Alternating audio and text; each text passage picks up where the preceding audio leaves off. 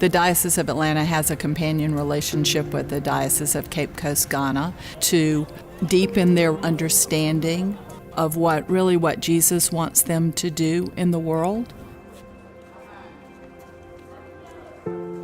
The companion relationship with the Diocese of Atlanta for me is very interesting because Cape Coast was seen as the point of departure as far as slave trade was concerned, and then Atlanta being a point of entry.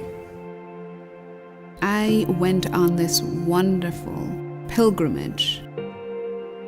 It was an opportunity to exchange, to hear more about what they're doing there and to share what we are doing here and see and explore new avenues for partnership.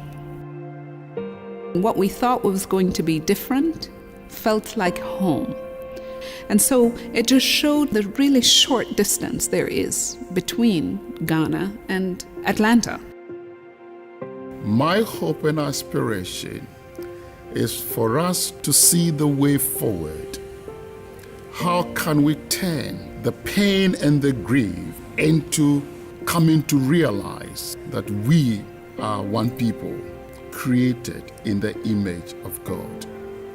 I was struck when we left the doors of the slave castle to see that the cathedral was simply across the street.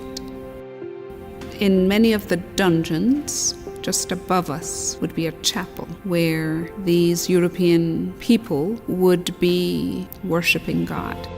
God did not make certain parts of our world really good and other parts really bad and put them right beside each other.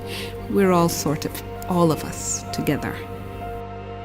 We're being asked to love people who don't look like me, who don't live in the United States, and who aren't being welcomed into our country anymore. I mean, we live in a country that is one of the richest countries in the world, and I believe that Jesus asked those of us who have more to share that.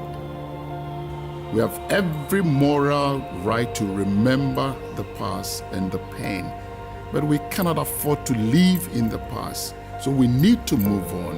And here we have two Episcopal churches that share common history.